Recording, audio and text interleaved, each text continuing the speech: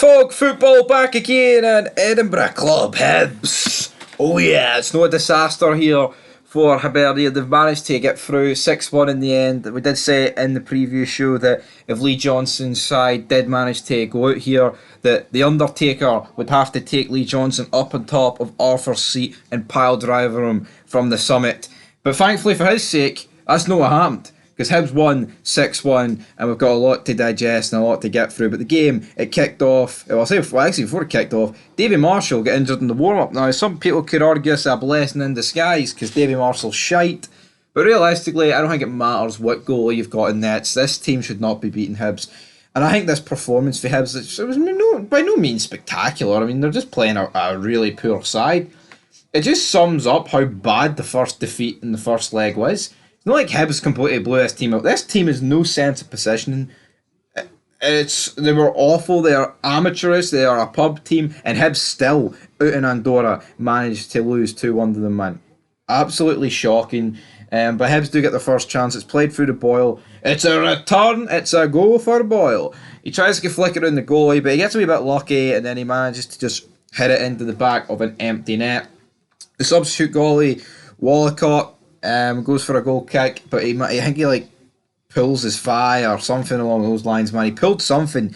He felt a twinge, so he went down, and as the commentator said, once that happens, there's not really much the fitness team can do. It was only a matter of time before he gets subbed off, and that's exactly what happened. He did get subbed off. Ball gets whipped into the middle, and it's a big Boyle header.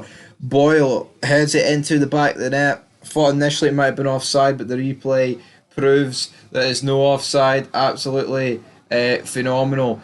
Loving life, brother. If you're a Hibs fan. I mean, for me, obviously I want the Scottish teams to do relatively alright for the terms of the coefficient. I think if you openly just want these teams to fucking lose, I think you need to realise that for each team that wins benefits the rest, even if you've got a rivalry with them, right? But at the end of the day, if people have got a problem with Hibs because they lost that first game and they want them to lose this game because it's like, well, fuck them, not helping the coefficient anyway, I can maybe understand that, but we need as many teams as we can to win, guys, in Europe. It's as simple as that. Now, I mean, obviously, if you're a Celtic fan, you didn't want Rangers to win the Europa League final, because obviously not. You just wouldn't want them to do that. But at the same time, you know, earlier rounds in Champions League, Europa League, Conference League, you want the teams to do relatively well, don't you? But here we go. Deutsch have a corner, hits off the bar, but then big Christian Deutsch, he lays the smack down and absolutely rattles it with an overhead kick. There was no saving this. Flies straight into the back of the net, man. Lovely, lovely jubbly, and I think this was the goal that really put the nail in the coffin here for this Andorran side. Just absolutely good night, and 3-0 as we went into half time. And I think after half time, their manager must have said, right guys, we're going for it, because for about a 20-minute spell, this team was like, yes, they were piling bodies forward, but Ellie Yowen was getting like the easiest match of his footballing career. Every time he run forward, man, there was no one marking him, and if there was somebody marking him, he was just like completely and utterly outrunning them. And he did find Josh Campbell. Josh Campbell made it 4-0. Straight after this, with a brilliant ball for Dylan Lafitte, in behind the defence, finds Christian Deutsch. Lovely finish for him to make it 5-0. But oh wait, it's offside. And if you actually look at this, guys, it was nowhere near offside.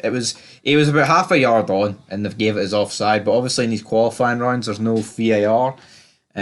So I mean, for me, that's a bit poor. Hibs has been shafted a goal. Doesn't really matter at the end of the day. But I mean, this was to make it 5-0.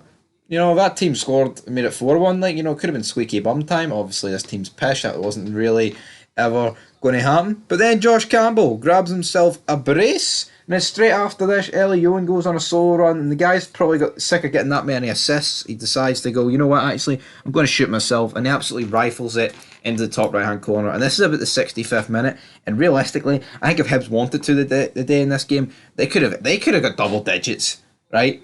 And they weren't even, it's not like Hibs were spectacular. This team could have very easily scored a few goals. They managed to get one. It was a decent goal. I think the commentary team were marking it a bit. Will Fish really should have closed down. And then straight after this, they had another long shot. Could have made it 6-2. I would have wait. It would have been 6-2. But no, they couldn't make it 6-2. And then the game kind of just petered out. Hibs just settled for 6-1. And now we've got we've got the rest of the team with Martin Boyle. He's doing a wee interview with Kenny Miller and co. So that's it, guys. Hibs advanced. They will be playing Luzerne. Yeah, Hibs have got a fighting chance against Luzerne, but they need to turn up. They can't do what they did in the first leg against that Andorra team that they've just pumped, or else it will be a fucking catastrophe, guys. But anyway, till next time, 6-1, capital punishment.